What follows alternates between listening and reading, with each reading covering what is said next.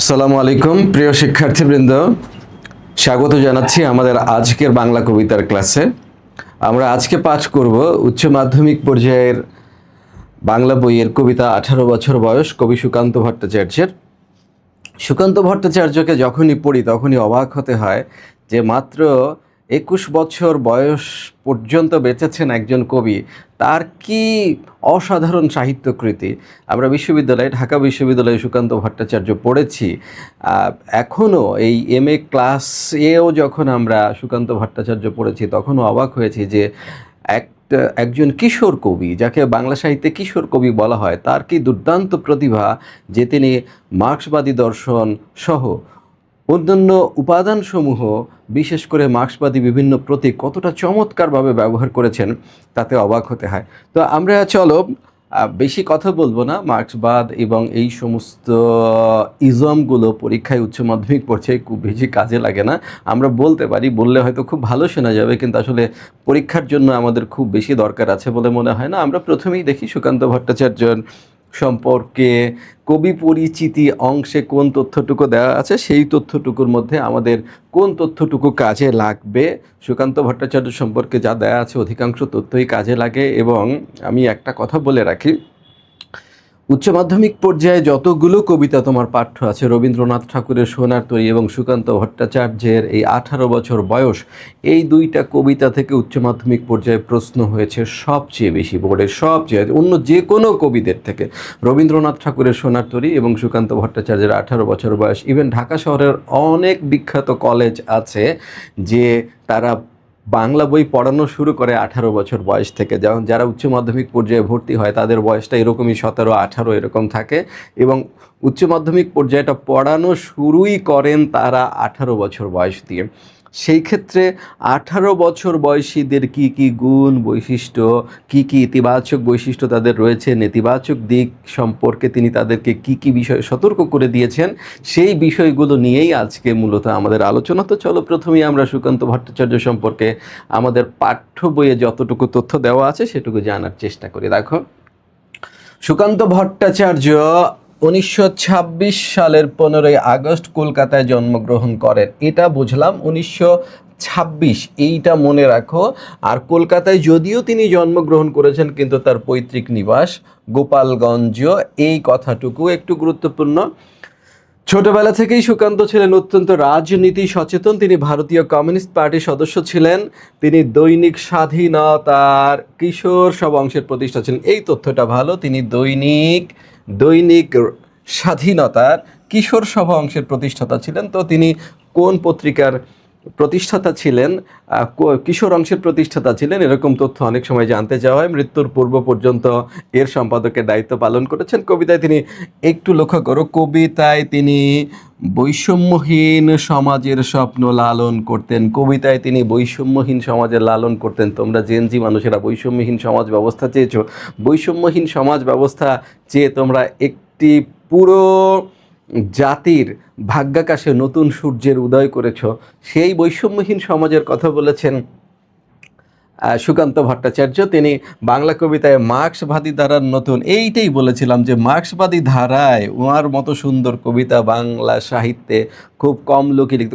অনেক ম্যাচিউরড কবি মার্ক্সবাদ নিয়ে কাজ করেছেন।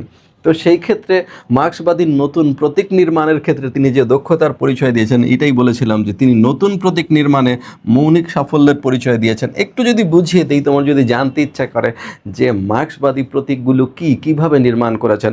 মার্ক্সবাদের মূল তথ্য হচ্ছে মালিক এবং শ্রমিক সম্পর্কের বিষয়টা সেখানে মৌলিকভাবে আলোচিত হয়। সেখানে দেখা যায় মালিক এবং শ্রমিকের মধ্যে একটি দ্বান্দ্বিক সম্পর্ক থাকে, এবং এই দ্বান্দ্বিক সম্পর্কটা বেশিরভাগ ক্ষেত্রেই শোষণের সম্পর্ক। শোষণের সম্পর্কের ক্ষেত্রে একটি মার্ক্সীয় আন্দোলন বা প্রলেতারিয়েত মুভমেন্ট, মার্ক্সবাদের যে মূল কথা, সেটা তিনি বিভিন্নভাবে ফুটিয়ে তুলেছেন। যেমন মনে করো তার দেশলাই এর মধ্যে, দেশলাই কবিতার মধ্যে তিনি বলেছেন যে আমরা দেশলাই খুবই তুচ্ছ, খুবই সাধারণ, এখানে সেখানে পড়ে থাকি, কিন্তু আমরা এই দেশলাইয়ের কাঠি গুলো যদি সম্মিলিতভাবে জ্বলে ওঠে তাহলে কিন্তু তোমার এই যে বিশাল ইমারত এবং গুদাম, এগুলো জ্বলে শেষ হয়ে যেতে পারে। অর্থাৎ এটাই বোঝাচ্ছে যে মার্ক্সবাদী আন্দোলনে শ্রমিকরা যদি জ্বলে ওঠে, এভাবে একসাথে সবাই আন্দোলন গড়ে তোলে তাহলে মালিক সমাজের পতন করতে বাধ্য। আবার মনে করো যে সিঁড়ি কবিতার মধ্যে যে আমরা সিঁড়ি প্রতিদিন তোমরা আমাদের মারিয়ে উপরে ওঠো, আমাদের বুকের ক্ষত চিহ্নগুলো তোমরা কার্পেট দিয়ে ঢেকে রাখো, এটাও কিন্তু মার্ক্সবাদের যে আন্দোলনের পূর্ববর্তী যে সমাজ কাঠামো সে তার একটি প্রতীক, যে মালিকেরা মূলত এরকম শ্রমিক শোষণের মধ্য দিয়েই উপরের দিকে ওঠে এবং একটা পর্যায়ে গিয়ে শ্রমিক আন্দোলনের মুখে তাদের পরাজয় হয়। এটাই বলেছেন যে তিনি বিভিন্ন প্রতীক নির্মাণের মাধ্যমে এগুলো তুলে ধরেছেন। তার সবচেয়ে বিখ্যাত কাব্য হচ্ছে ছাড়পত্র, এটা মনে রাখা দরকার। প্রকাশিত হয় 1947 সালে, অর্থাৎ আমাদের দেশ বিভাগের সময়। ঘুম নেই, পূর্বাভাস তার অন্য দুই কাব্যগ্রন্থ। অন্যান্য রচনার মধ্যে মিঠে কড়া, অভিযান, হরতাল বিশেষভাবে উল্লেখযোগ্য। চিন্তা করো, 21 বছর বয়সে মৃত্যুবরণ করেছেন, তার আগে কতগুলো গ্রন্থ তার প্রকাশিত হয়েছে। তিনি ফ্যাসিবাদ বিরোধী লেখক শিল্পী সংঘের পক্ষে আকাল নামক, এটা খুবই এসেছে বিশ্ববিদ্যালয়ে ভর্তি পরীক্ষা যারা দিবা তাদের জন্য এটা খুবই ইম্পর্টেন্ট প্রশ্ন, যে ফ্যাসিবাদ বিরোধী লেখক ও শিল্পী সংঘের পক্ষে আকাল নামক একটি কাব্যগ্রন্থ সম্পাদনা করেন 1947 খ্রিস্টাব্দে 13 মে, মাত্র 21 বছর বয়সে প্রতিভান কবি অকালে মৃত্যুবরণ করেন। তিনি যক্ষা রোগে আক্রান্ত হয়ে মৃত্যুবরণ করেছিলেন। এই যে যক্ষা, এর যে এখন কত সুন্দর চিকিৎসা বের হয়েছে, যে আমরা এই চিকিৎসা বের হয়নি দেখে আমরা কি করলাম, কবিকে হারিয়ে ফেললাম। অসাধারণ লিখেছেন তিনি, তার কবিতাগুলো যে উপমা তিনি ব্যবহার করেছেন, যে রূপক তিনি ব্যবহার করেছেন, অসাধারণ অসাধারণ। যেমন আমার মনে আছে যে ক্ষুধার রাজ্যে পৃথিবী গদ্যময়, পূর্ণিমা চাঁদ যেন ঝলছানো রুটি, তোমরা ভাব সম্প্রসারণের মধ্যে পড়ো, এই কবির লেখা। কিভাবে সম্ভব এত কম বয়সে এত গোছানো কাজ করা? সাহিত্যের ক্ষেত্রে বিশেষ করে যারা অনেক প্রথিতযশা সাহিত্যিক, তাদের 21 বছর বয়স পর্যন্ত তুমি যদি ঘাঁটতে যাও তো এখানে তেমন কোনো লেখাই পাওয়া যাবে না, অথচ সুকান্ত ভট্টাচার্য 21 বছর বয়সের মধ্যে যা লিখেছেন তা স্মরণ রাখার মতো। তো কবিতায় চলে যাই। 18 বছর বয়স কবিতার মধ্যে, আচ্ছা এই যে 18 বছর, ধরো যুবক যৌবন, এ নিয়ে কাজী নজরুল ইসলাম লিখেছেন, রবীন্দ্রনাথ ঠাকুর লিখেছেন, কিন্তু ওনারা যখন লিখেছেন তখন ওনারা যৌবন কাল অতিক্রম করেছেন। আমি যদি এখন আজকে যারা পরীক্ষার জন্য এই কবিতাটা দেখছো তাদের বয়স 17, 18, 19, 20 এর মধ্যে, তাদের যদি জিজ্ঞেস করি যে এই বয়সটা তোমার কেমন লাগে, তোমার কিন্তু মনে হবে স্যার আর বললেন নাই, বয়সটা হচ্ছে একেবারে প্যারা, জীবন শেষ করে দিয়েছে, ঠিক আছে। কিন্তু তুমি যখন আমার মতো বয়সে পৌঁছাবা তখন কিন্তু তোমার মনে হবে যে, অথবা আরও যখন তুমি বৃদ্ধ হয়ে যাবে তখন তোমার মনে হবে এই 17-18 বছর বয়সটাই ছিল শ্রেষ্ঠ সময়। সেই কারণে রবীন্দ্রনাথ তার শেষ জীবনে গিয়ে যখন এই 18 বছর বয়সকে মূল্যায়ন করেছেন তখন তিনি এর মধ্যে খারাপ কিছুই, নেতিবাচক কিছুই দেখতে পাননি। কিন্তু সুকান্ত ভট্টাচার্য মূল্যায়ন করেছেন 18 বছর বয়সে, 18 বছর বয়সকে মূল্যায়ন করছেন। সেই কারণে তোমার মতো ইতিবাচক এবং নেতিবাচক উভয় সাইডই তিনি দেখতে পেয়েছেন। এটাই সৃজনশীল প্রশ্নের জন্য খুবই গুরুত্বপূর্ণ, যে 18 বছর বয়স কবিতার ইতিবাচক দিক কি আর 18 বছর বয়স কবিতার নেতিবাচক দিক কি। এখন এই কবিতা পড়তে পড়তে আমরা দুইটা রঙের কালি ব্যবহার করব। ইতিবাচক দিক কোথায় আছে আর 18 বছর বয়স কবিতার নেতিবাচক দিক কোন কোন জায়গায় আছে, যদি আমরা দুইটা সাইড করে ফেলতে পারি দেখব যে উদ্দীপক একটা সাইডের সাথে মেলে এবং জানতে চাচ্ছে যে আংশিক আলোচনা হয়েছে, যে সাইডের সাথে মেলে তার উল্টো সাইডটা উদ্দীপকে প্রকাশ পায়নি, এটার উপরে বেস করেই মূলত প্রশ্নগুলো হয়ে থাকে, ঠিক আছে।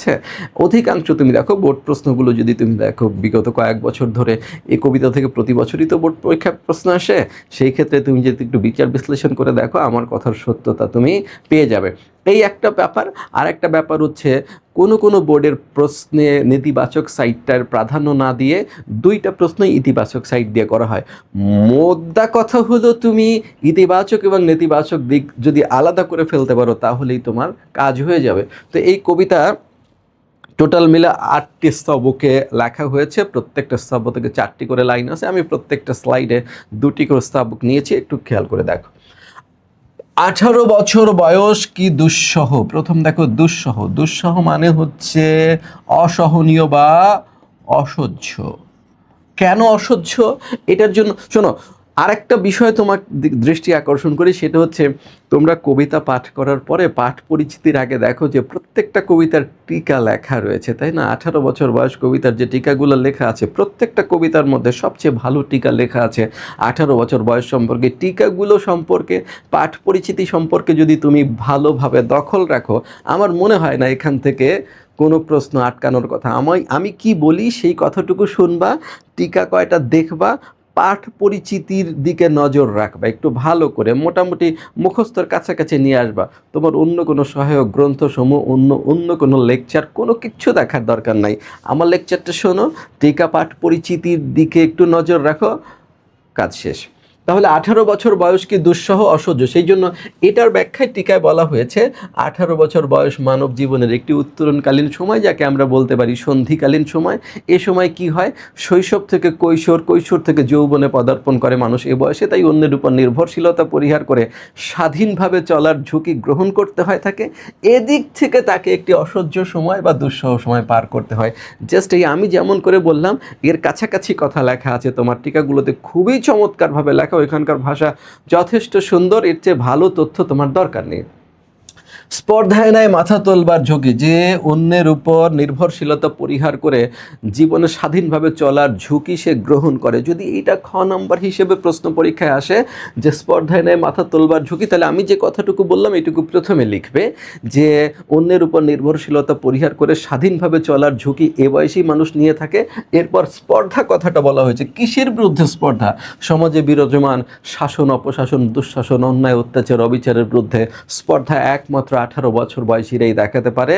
তারা এইভাবে শাসকবর্গের বিরুদ্ধে বা গেড়ে বসার কুসংস্কারের বিরুদ্ধে তারা স্পর্ধা দেখাতে পারে। 18 বছর বয়সেই অহরহ, অর্থাৎ অহরহ, এগুলো হচ্ছে সর্বদা, সর্বদা। তার মানে 18 বছর বয়সে সবসময় কি হয়, বিরাট দুঃসাহসেরা দেয় জীবকি। এর ব্যাখ্যা হচ্ছে নানা দুঃসাহসী স্বপ্ন কল্পনা 18 বছর বয়সেই দেখা যায়। যদি তুমি আমার মতো বয়সে আসো কিংবা আরও বৃদ্ধ বয়সে উপনীত হও, দুঃসাহসিক কাজকর্ম করার কোনো সুযোগই তুমি পাবে না, কারণ তোমার নিজস্ব একটা চিন্তার জগৎ তৈরি হবে, তোমার পারিবারিক পিছুটান তৈরি হবে, তোমার দিকে অনেকে তাকিয়ে থাকবে, তুমি অনেক নির্ভরশীল হয়ে যাবার সময়ের কাছে তোমার উপরে অনেক নির্ভরশীল হয়ে পড়বে। সেই কারণে তুমি কিন্তু ঝুঁকি নিতে পারবে না। নানা দুঃসাহসী স্বপ্ন কল্পনা কখন দেখা যাবে? শুধু 18 বছর বয়সেই দেখা যাবে। শোনো, তাহলে আমরা বললাম যে এই কবিতায় ইতিবাচক এবং নেতিবাচক দিক আছে। তাহলে এই প্রথম 4টা লাইনের মধ্যে কিন্তু 18 বছর বয়সের আমরা কোনো নেতিবাচক দিক দেখতে পাইনি, প্রথম স্তবকে অন্তত আমরা দেখতে পাইনি। তাহলে কি দাঁড়াচ্ছে? 18 বছর বয়স মানব জীবনের একটি উত্তরণকালীন বা সন্ধিকালীন সময়, অন্যের উপর নির্ভরশীলতা পরিহার করে স্বাধীনভাবে চলার ঝুঁকি মানুষ এই বয়সে গ্রহণ করে, অন্যায়, অত্যাচার, অবিচার, শাসন, পীড়ন, অপশাসন, দুঃশাসনের বিরুদ্ধে মাথা তোলে, আর বিরাট বিরাট দুঃসাহসী স্বপ্ন ও কল্পনা 18 বছর বয়সেই বিশেষভাবে দেখা যায়। এই কথাটুকু বলতে পারলেই হয়ে যাবে, আর কিচ্ছু লাগবে না। ঠিক আছে? এরপর কি, 18 বছর বয়সের নেই ভয়, কোনো শাসক, অপশাসক, দুঃশাসক এবং জীবনে স্বাধীনভাবে দাঁড়ানোর যে পরিশ্রম, যে বিপ্রতিপতা, কোনো কিছুকে সে ভয় পায় না। 18 বছর বয়সের নেই ভয়, কোনো পরিস্থিতিকে সে ভয় পায় না। পদাঘাতে চায় ভাঙতে পাথর বাঁধা, যত পাথর বাঁধা মানে বৃহৎ বাধা, বড় বাধা, যত বড় বাধাই আসুক না কেন সে পায়ের আঘাতে, পদাঘাত মানে কি, পায়ের আঘাত, পায়ের আঘাত। এখন তুমি বলো, আমি একটু যদি তোমাকে বিস্তৃতভাবে ব্যাখ্যা করি, পায়ের আঘাত দিয়ে কি পাথর ভাঙা যায়? তাহলে এখানে পদাঘাত দিয়ে কি বোঝায় আর পাথর বাধা দিয়ে কি বোঝায়? পাথর বাধা দিয়ে বোঝায় অসীম প্রতিবন্ধকতা, আর পদাঘাত দিয়ে বোঝায় সীমিত শক্তি। তাহলে আমি যদি এখন বলি যে তরুণরা তাদের সীমিত শক্তি দিয়ে অসীম বাধাকে অতিক্রম করার চেষ্টা চালায়, সে কথা কি ভুল হবে? তুমি এটা অনায়াসে পরীক্ষার খাতায় লিখতে পারো। ঠিক আছে? এ বয়সে কেউ মাথা নোয়াবো নয়, কোনো অন্যায়, অত্যাচার, অবিচার, শাসন, পীড়ন, অপশাসন, দুঃশাসনের কাছে সে মাথা নোয়ায় না। 18 বছর বয়স জানে না কাদা। একটু ব্যাখ্যা করে বলি। আমি যা ব্যাখ্যা করব এটা তোমাকে বোঝানোর জন্য বলছি, পরীক্ষার খাতায় লেখার দরকার নেই। ধরো একটা শিশু কত বছর বয়সী হবে? 8-10 বছর বয়সী। সে যদি ধরো মনে করো সে তার পছন্দের একটি কাপড় অথবা জামা সে ঈদের সময় কিনতে চায়, তাহলে সে যদি কিনতে দেরি হয় তাহলে দেখবে সে কান্না শুরু করে দেবে, আম্মুকে বলবে জামা কিনে দাও, জামা কিনে দাও, জামা কিনে দাও। কিন্তু ধরো তোমার এখন একটা জিনিস পছন্দ হচ্ছে, ঈদে তুমি সেটা পরিবারের কাছে চেয়েছো, তখন যখন দিবে না তখন কি তুমি কান্না শুরু করবা, নাকি তুমি বলবা যে তোমার ঈদ তুমিই খাও? এটা কিন্তু তোমার বিপ্লব। সুতরাং 18 বছর বয়সে কেউ চোখের পানি ফেলে না, তারা কি ব্যর্থতাকে বিপ্লবে রূপান্তরিত করে। সেই জন্য বলে শৈশব ও কৈশোরের জীবনে, মানুষের জীবনে যে কান্না থাকে, 18 বছর বয়সের স্বভাব বৈশিষ্ট্য তাকে সচেতনভাবে চরিত্র থেকে মুছে ফেলে। এই কথাটুকু এখানে লিখবে, এইটা খ নম্বর প্রশ্ন হিসেবে খুব ভালো 2-1 পরীক্ষায় এসেছে, ঠিক আছে। 18 বছর বয়স জানে না কাদা, তাহলে আমরা কি বলবো? 18 বছর বয়স জানে না কাদা, যে এ বয়সে ব্যর্থতাকে কি করে? ব্যর্থতাকে বিপ্লবে রূপান্তরিত করে। শৈশব ও কৈশোরের কান্নামুখর দিনগুলো এরা চরিত্র থেকে সচেতনভাবে মুছে ফেলে, ঠিক আছে। তাহলে আমরা দেখলাম কিন্তু দ্বিতীয় যে 8 লাইন, এই দ্বিতীয় 8 লাইনের 4 লাইন, এই 4 লাইন দ্বিতীয় স্তবকের মধ্যেও কিন্তু আমরা কোনো নেতিবাচক দিক খুঁজে পাইনি। এখন যদি বলি আমি 18 বছর বয়সের ইতিবাচক দিক চিহ্নিত করো, তাহলে তুমি এই প্রথম 8 লাইন অর্থাৎ প্রথম স্তবক এবং দ্বিতীয় স্তবকের মধ্যে যে ব্যাখ্যা দাঁড়ায়, আমি যে কথা বললাম, এটা জাস্ট লিখে দিতে পারলেই হবে, অন্য কোনো অতিরিক্ত তথ্য তোমার দরকার নেই। এ বয়স জানে রক্তদানের পুণ্য, টোটাল কবিতার মধ্যে এই লাইনটি সবচেয়ে গুরুত্বপূর্ণ। খ নম্বর প্রশ্ন হিসেবে এটি সবচেয়ে বেশি বারে এসেছে। বয়স জানে রক্তদানের পুণ্য, তার মানে তোমাকে কি লিখতে হবে? 18 বছর বয়সীরা রক্তদানের যে কল্যাণকর দিক, সেই সম্পর্কে তারা সচেতন। অর্থাৎ জাতির ইতিহাসে রক্তদান ছাড়া শুভ কোনো কিছু অর্জিত হয় না, এটা তারা জানে। তাই অজানাকে জানার জন্য, দেশ ও জাতি কল্যাণের জন্য, মানবতার মুক্তির জন্য 18 বছর বয়সীরাই সবচেয়ে রক্ত দিয়েছে বেশি। যুগে যুগে কালে কালে দেশ ও জাতির মুক্তির জন্য, অজানাকে জানবার জন্য 18 বছর বয়সীরা রক্তমূল্য দিয়েছে সবচেয়ে বেশি। এই কথাটুকু লিখতে পারলে এনাফ। এবং তুমি যদি বলো এই কথা আমার মনে থাকবে না, তোমার টিকায় দেখবা এর কাছাকাছি সিমিলার একটা কথা লেখা আছে, তাই তো? বাষ্পের বেগে স্টিমারের মতো। বাষ্পের বেগে স্টিমার কি? যা স্টিম ইঞ্জিনে চলে, যা বাষ্পে চলে, তাই স্টিম ইঞ্জিন। এই স্টিম ইঞ্জিন হচ্ছে সবচেয়ে অপ্রতিরোধ্য স্টিম। যেমন মনে করো ট্রেন যদি স্টিম ইঞ্জিনে চলে, তাহলে তুমি সেটাকে ব্রেক করতে পারবা? সেই জন্য বলছে অপ্রতিরোধ্য। বাষ্পের বেগ স্টিমারের মতো এগিয়ে চলে মানে হচ্ছে অপ্রতিরোধ্য। অপ্রতিরোধ্য গতি, অপ্রতিরোধ্য গতি বোঝানো হয়েছে।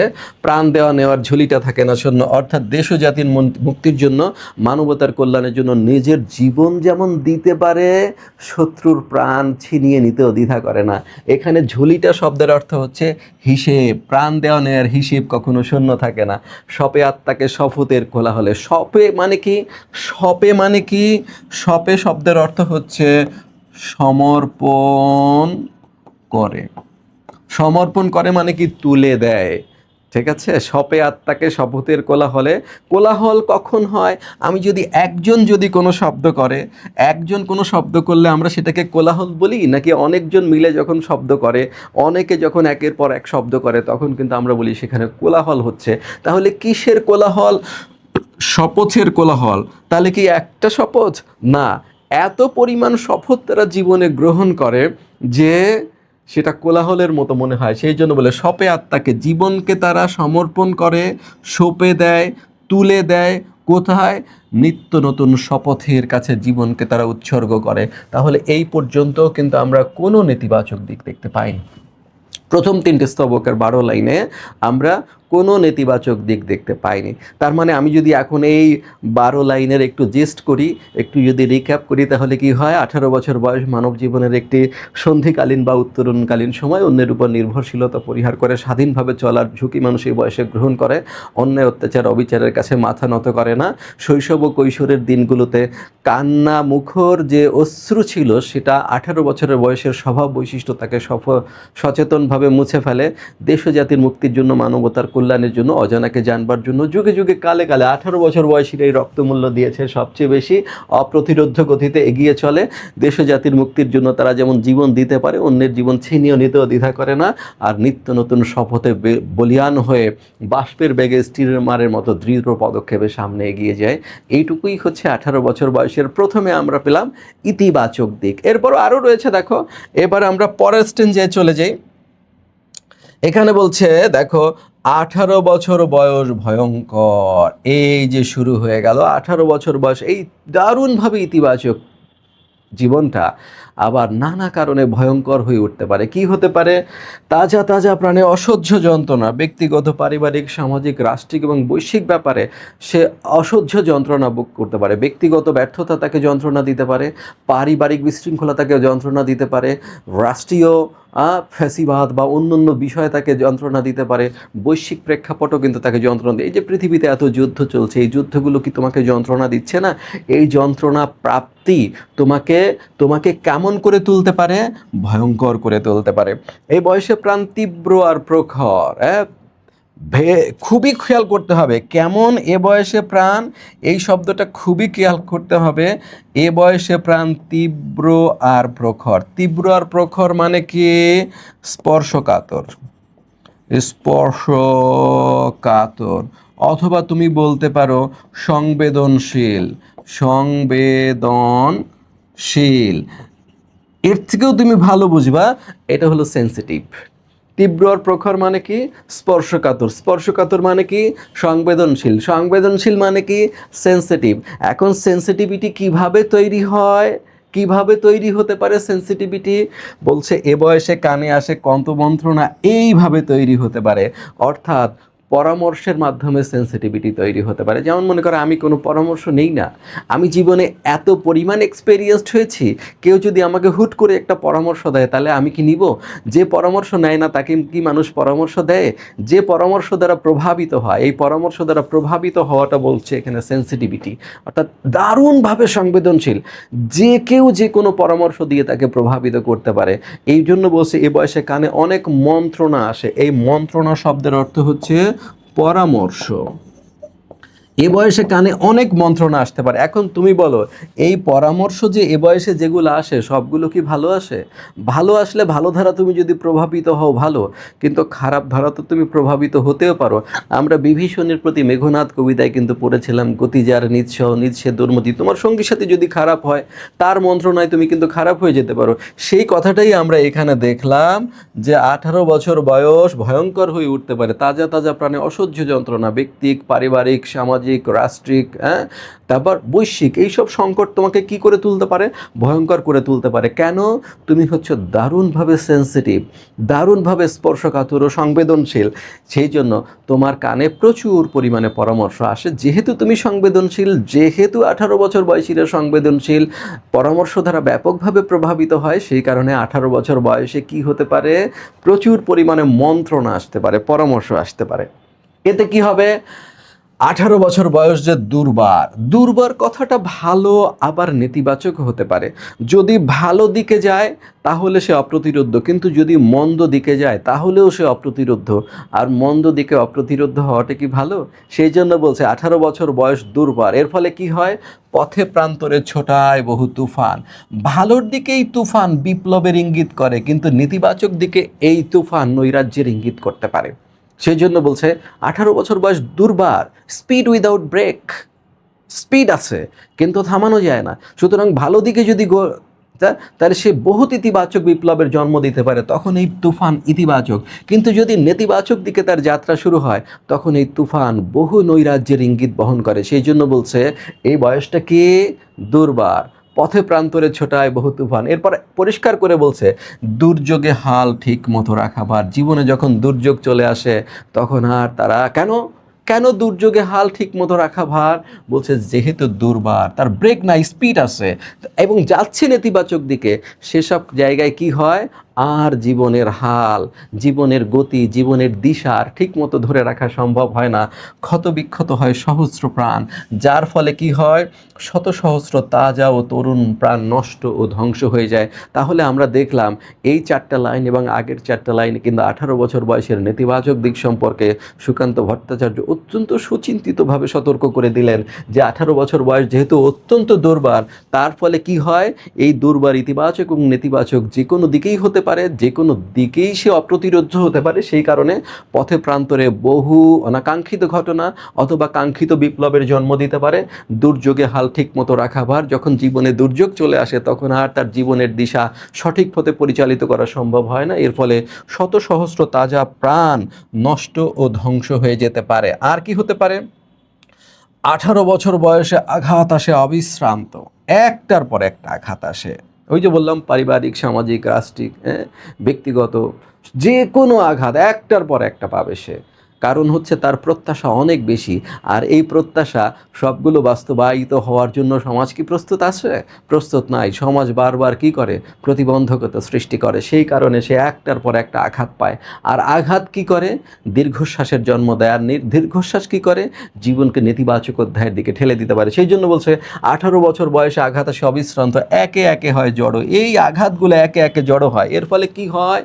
আমরা বললাম আঘাত কি আনে? প্রচুর পরিমাণে দীর্ঘশ্বাস আনবে তার জীবনে, হতাশা নিয়ে আসবে, বিমর্ষতা নিয়ে আসবে। সেই জন্য বলছে এ বয়স কালো লক্ষ্য দীর্ঘশ্বাসের, লক্ষ লক্ষ দীর্ঘশ্বাস এই জীবন কালো করে ফেলবে, অন্ধকার করে ফেলবে। এ বয়স কাঁপে বেদনায় থরথর। বেদনায় থরথর কাঁপা মানে হচ্ছে সুনির্দিষ্ট লক্ষ্যে জীবন পরিচালনা করার ব্যর্থতা। সুনির্দিষ্ট লক্ষ্যে আর জীবনটি চলতে পারবে না। এইটিও কিন্তু চরমভাবে নেতিবাচক। তাহলে আমরা দেখলাম প্রথম যে 3টা স্তবকের 12 লাইন, সেখানে আমরা নেতিবাচক কিছুই পাইনি। পরের 3টা স্তবক অর্থাৎ 12 লাইনে তিনি কিন্তু, অর্থাৎ 13তম লাইন থেকে 24তম লাইন পর্যন্ত তিনি কিন্তু ব্যাপক পরিমাণে এই জীবন সম্পর্কে সন্দেহ জাগিয়েছেন এবং এই সন্দেহের কারণও তিনি ব্যাখ্যা করেছেন, তাই তো? তাহলে আমরা দেখলাম ইতিবাচক দিকেও তিনি বলেছেন, নেতিবাচক দিক সম্পর্কেও সচেতন করে দিয়েছেন। কিন্তু সুকান্ত ভট্টাচার্যের মূল কাজটা হচ্ছে এখানে 18 বছর বয়সের প্রশংসা করা। এই 2টা দিক তিনি স্বীকার করে নিয়েছেন। তারপরেই দেখেন তিনি ব্যবহার করেছেন তবু। তবু মানে এতগুলো নেতিবাচক দিক থাকা সত্ত্বেও তবু, ভালোও বললাম, মন্দও বললাম। এরপর আমি সুকান্ত ভট্টাচার্য কি মনে করি? তবু 18 শুনেছি জয়ধ্বনি। তবু আমি সুকান্ত ভট্টাচার্য 18 বছর বয়সের জয় জয়কারী শুনতে পেয়েছি। নেতিবাচক দিক আছে, তিনি স্বীকার করে নিয়েছেন। তারপরও 18 বছর বয়সী জাতির জীবনে কল্যাণজনক কোনো কিছু বহন করে আনতে পারে, যেটা অন্যের পক্ষে সম্ভব না। সেই জন্য বলছে তবু 18 শুনছি জয়ধ্বনি। এ বয়স বাঁচে দুর্যোগে আর ঝড়ে। ব্যক্তিগত, সামাজিক, পারিবারিক, রাষ্ট্রিক এবং বৈশ্বিক যে দুর্যোগই আসুক না কেন, 18 বছর বয়সীর এই কাণ্ডারির ভূমিকায় থাকে। তারা জেগে থাকে, বেঁচে থাকে সব সময়। কোথায়? দুর্যোগে আর ঝড়ে তারা অতন্ত্র প্রহরীর মতো থাকে। বিপদের মুখে এই বয়স অগ্রণী। হ্যাঁ, এই কথা ঠিক, বিপদের মুখে তারা বিপদ ঘটানোর পায়োনিয়ার।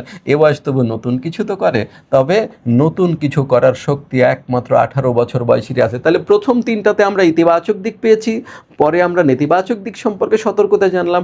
এখন সুকান্ত ভট্টাচার্যের অকুণ্ঠ পক্ষপাত দেখলাম 18 বছর বয়সীদের প্রতি, যে 18 বছর বয়সের নেতিবাচক দিক আছে। তবু আমি 18 বছর বয়সীদের জয় জয়কার শুনতে পেয়েছি। এ বয়স দুর্যোগে এবং ঝড়ে, যে কোনো দুর্যোগ দুর্বিপাক, সেটা যে কোনো পরিপ্রেক্ষিতে, যে কোনো লেভেলের, সেটা বেঁচে থাকে। আর কি? বিপদের মুখে তারা অগ্রণী। নতুন কিছু করার ক্ষমতা একমাত্র 18 বছর বয়সীদেরই রয়েছে। আর কি বলেছেন পরেরটায়? তিনি আরও পক্ষপাতিত্ব আমরা দেখতে পারবো 18 বছর বয়সীদের প্রতি। বলছে এ বয়স জেনো মানে কি? জেনে নিও, জেনে রেখো, জেনে রেখো, তোমরা জেনে রেখো।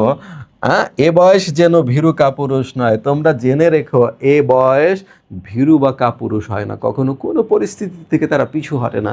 এ বয়স কখনো ভীরু কাপুরুষ হয় না। পথ চলতে এ বয়স যায় না থেমে। জীবন চলার পথে যত দুর্যোগ দুর্বিপাক কিছু আসুক না কেন, নতুন জীবন, প্রগতির পথে নিরন্তর ধাবমানতাই তার কাজ। প্রগতির পথে সে চলবেই, সামনের দিকে এগিয়ে যাবে। পিছু হটার কোনো বৈশিষ্ট্য 18 বছর বয়সীদের মধ্যে কখনো দেখা যায় না। সেই জন্য বলছে জীবন চলতে এ বয়স যায় না থেমে। এ বয়সের তাই নেই কোনো সংশয়। তার মানে আমি সুকান্ত ভট্টাচার্য 18 বছর বয়সীদের কল্যাণকর দিক সম্পর্কে কোনো সংশয় বা সন্দেহ প্রকাশ করি না। এদেশের বুকে 18 আসুক নেমে। আমি প্রত্যাশা করি আমাদের মতো তৃতীয় বিশ্বের দেশ যারা নানা সমস্যায় জর্জরিত, তাদের সঠিক পথের দিশা দিতে 18 বছর বয়সীরই যেন জাতীয় জীবনে চালিকা শক্তি হয়ে দাঁড়ায়। তাহলে আমরা দেখলাম যে এই শেষের 2টো স্তবকে সুকান্ত ভট্টাচার্য নেতিবাচক দিক সত্ত্বেও তবু এই কথা বলে নেতিবাচক দিক সত্ত্বেও তিনি 18 বছর বয়সীদের অকুণ্ঠ প্রশংসা করেছেন। তাহলে আমরা দেখলাম নেতিবাচক দিক তিনি সতর্ক করে দিয়েছেন, এ কথা সত্য। তবে ইতিবাচক দিক বর্ণনা করা বা 18 বছর বয়সীদের প্রশংসা করাই তার কবিতার মুখ্য উদ্দেশ্য ছিল, ঠিক তো? কিন্তু নেতিবাচক দিকটাকে কিন্তু অস্বীকার করা যাবে না। তাহলে সৃজনশীল প্রশ্ন কেমন হবে? ধরো আমরা বললাম কেউ একজন কোনো একটা ভালো কলেজে ভর্তি হয়েছে, তারপর সে অসৎ সঙ্গে মিশে গিয়েছে, তারপর সে সেখানে কিশোর গ্যাংয়ের সাথে যুক্ত হয়েছে, সে চাঁদাবাজি করেছে, সে শীর্ষ সন্ত্রাসীতে পরিণত হয়েছে, তার কথা শুনলে মানুষ ভয় পায়। তাহলে আমরা বলবো যে এই উদ্দীপকে যার কথা বলা হয়েছে তার সঙ্গে 18 বছর বয়স কবিতা কিভাবে সম্পর্কিত? তুমি বলবো 18 বছর বয়স কবিতায় সুকান্ত ভট্টাচার্য যে তরুণদের নেতিবাচক দিক উল্লেখ করেছেন, অর্থাৎ যে দিকগুলো সম্পর্কে তিনি সতর্ক করে দিয়েছেন, তার সঙ্গে উদ্দীপকের মিল আছে। তারপর আমরা বলবো উক্ত দিক কি 18 বছর বয়স কবিতার মূল ভাব? তোমাকে বলতে হবে না, 18 বছর বয়স কবিতার মূল ভাব হচ্ছে 18 বছর বয়সীদের প্রশংসা করা। তবে সুকান্ত ভট্টাচার্য 18 বছর বয়সীদের নেতিবাচক দিক সম্পর্কে সতর্ক করে দিয়েছেন, তার সঙ্গে মিল থাকলেও সেই ইতিবাচক দিকের সাথে মিল নাই। তারপর তুমি ইতিবাচক দিক ধরে ধরে সেখানে কয়েকটা লাইনের মধ্যে বর্ণনা করে দিতে পারলে তোমার চমৎকার উত্তর রেডি হবে। আবার এটা হতে পারে যে আমি কারো কথা বলতে পারি, যে কোনো আন্দোলনে যারা মুখ্য ভূমিকা পালন করেছে, হতে পারে তোমার জুলাই আন্দোলন যারা মুখ্য ভূমিকা পালন করেছে, বাংলাদেশের গৌরবময় মুক্তিযুদ্ধে যারা মুখ্য ভূমিকা পালন করেছে, তাদের একজন নাম দিয়ে বলবো যে তিনি এই স্কুল থেকে পাশ করেছেন, তারপর তিনি মুক্তিযুদ্ধের ডাক আসলে তিনি মুক্তিযুদ্ধে যোগ দিয়েছেন এবং দেশ ও মাতৃকার মুক্তির জন্য তিনি জীবন বিসর্জন দিতে চেয়েছেন। তখন আমরা যদি বলি বয়স জানে রক্তদানের পুণ্য, তার সঙ্গে উদ্দীপকের সম্পর্ক কি? তখন তুমি বলবা দেশ জাতির মুক্তির জন্য, মানবতার কল্যাণের জন্য 18 বছর বয়সের এই যুগে যুগে রক্তমূল্য দিয়েছে বেশি, উদ্দীপকের চরিত্রটির সাথে এর সাদৃশ্য রয়েছে। তারপরে আমরা বলবো এটি কবিতার একমাত্র দিক নয়, তখন তুমি আবার নেতিবাচক দিক দিয়ে ব্যাখ্যা দেবো। মোটামুটি ইতিবাচক এবং নেতিবাচক এই দুইটা সাইড যদি তুমি আলাদা করে ফেলতে পারো, এই কবিতা থেকে প্রশ্ন আটকানোর সুযোগ আসলে নেই। তুমি বোর্ড পরীক্ষার প্রশ্নগুলো দেখলেই এই তথ্য বুঝে যাবে। এবার চলো আমরা একটু দেখি পাঠ পরিচিতির মধ্যে এই দুইটা বিষয় কিভাবে সাজানো হয়েছে।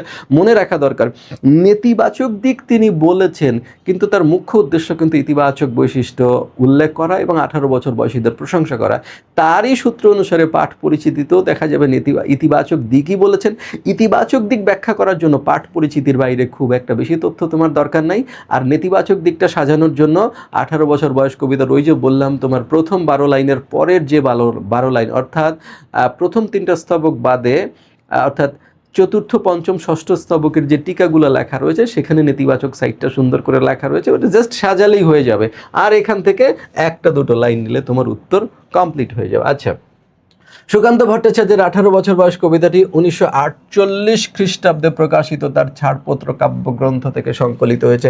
এখানে কিন্তু আমরা একটু তথ্যগত বিভ্রান্তি পেলাম। দেখো, আমরা যখন পাঠ পরিচিতি দেখেছি সেখানে কিন্তু ছাড়পত্র কাব্যগ্রন্থ 1947 লেখা ছিল, এখানে কিন্তু 48 দেখেছি। অর্থাৎ যদি পরীক্ষায় আসে কিনা আমরা কিন্তু 1948, এমসিকিউতে আসলে 1948 বলবো, জ্ঞানমূলকে আসলে 1948 বলবো। ঠিক আছে। এই কবিতায় কবি নিজের অভিজ্ঞতার আলোকে বয়ঃসন্ধিকালের বৈশিষ্ট্যকে তুলেছেন। কিভাবে তিনি বয়ঃসন্ধিকালটা কিভাবে মূল্যায়ন করলেন, নিজের যে অভিজ্ঞতা সেটাই কিন্তু আমি ফার্স্টেই তোমাকে বলেছি যে রবীন্দ্রনাথ ঠাকুর যেখানে যৌবনকে মূল্যায়ন করেছেন, যৌবনের কোনো নেতিবাচক দিক দেখতে পাননি। কারণ হচ্ছে বার্ধক্যে উপনীত হয়ে নিজের অভিজ্ঞতা হয়েছে যৌবনের থেকে মহান কোনো কাল নেই। আর 18 বছর বয়সে সুকান্ত ভট্টাচার্যের অভিজ্ঞতা হয়েছে যে ইতিবাচক নেতিবাচক উভয় সাইডে রয়েছে। আমি বলেছিলাম যে তোমাকে জিজ্ঞেস করলে তুমি বলবা যে স্যার হ্যাঁ ভালো, ঠিক আছে, রোগ নাই ব্যাধি নাই, কত কিছু সুন্দর, কিন্তু এই যে পরিবারের চাপ, এই যে পরীক্ষার চাপ, এই যে পড়ার চাপ, স্যার নানাবিধ চাপ, এই এটা পাচ্ছি না ওটা পাচ্ছি না, পরিবারের স্বাধীনতা নাই, তুমি কিন্তু অনেক কিছু নেতিবাচক দিক দেখতে পাও। কিন্তু আজ থেকে 50 বছর পরে তুমি যখন এই সময়টাকে মূল্যায়ন করবা, তখন বন্ধুদের সাথে গল্পে তুমি বলবা হ্যাঁ আবার যদি ওই বয়সে ফিরে যেতে পারতাম, তখন কিন্তু ইতিবাচক বয়সটাই তোমার বেশি মনে হবে। সেটাই বলেছে যে নিজের অভিজ্ঞতার আলোকে বয়ঃসন্ধিকালের বৈশিষ্ট্যকে তুলে ধরেছেন। কৈশোর থেকে যৌবনে পদার্পণের বয়সটি উত্তেজনার প্রবল আবেগ ও উচ্ছ্বাসে জীবনের ঝুঁকি নেবার উপযোগী। এ বয়সের অদম্য দুঃসাহসে সকল বাধা বিপদকে পেরিয়ে যাওয়ার, অন্যায়ের বিরুদ্ধে মাথা উঁচু করে দাঁড়াবার জন্য প্রস্তুত। এদের ধর্মই হলো আত্মত্যাগের মহান মন্ত্রে উজ্জীবিত হওয়া। কোথায় বুঝলাম? এ বয়স জানে রক্তদানের পুণ্য, তাই তো? আঘাত সংঘাতের মধ্যে রক্ত শপথ নিয়ে ঝাঁপিয়ে পড়া, কারণ এ বয়স কি শপে আত্মাকে শপথের কোলাহল, এই যে রক্ত শপথ নিয়ে ঝাঁপিয়ে পড়া। পাশাপাশি সমাজ জীবনে নানা বিকার অসুস্থতা সর্বনাশের অভিঘাতে এই বয়স হয়ে উঠতে পারে ভয়ঙ্কর। এটাই হচ্ছে তোমার মূল কথা। এটা আমি একটু কালো দাগ দিয়ে দিই, এই যে নানা বিকার অসুস্থতা ও সর্বনাশের অভিঘাতে এ বয়স হয়ে উঠতে পারে ভয়ঙ্কর। যেহেতু পাঠ পরিচিতি এটা গুরুত্ব দিয়েছে কম, এইখান থেকে এইটুকু লিখলে কি তোমার উত্তর হয়ে যাবে? না, নেতিবাচক দিক ব্যাখ্যা করতে হলে তাহলে তোমাকে কি বলতে হবে? আমি বলেছি তোমার পাঠ পরিচিতির চতুর্থ, পঞ্চম এবং ষষ্ঠ এই 3টা স্তবকের যে টিকা দেওয়া রয়েছে সেকালে সুন্দরভাবে নেতিবাচক তথ্যগুলো দেওয়া রয়েছে, সেখান থেকে নেতিবাচক তথ্যগুলো তুমি দেখে নিবা। এরপর আমরা বললাম পরের দুটো অংশে আবার কি করেছেন, সুকান্ত ভট্টাচার্য 18 বছর বয়সীদের অকুণ্ঠ প্রশংসা করেছেন। সেই জন্য বলছে কিন্তু এ বয়সের আছে সমস্ত দুর্যোগ দুর্বিপাক মোকাবিলা করার অদম্য প্রাণশক্তি, ফলে তারুণ্য যৌবন শক্তি দুর্বার বেগে এগিয়ে যায় প্রগতির পথে।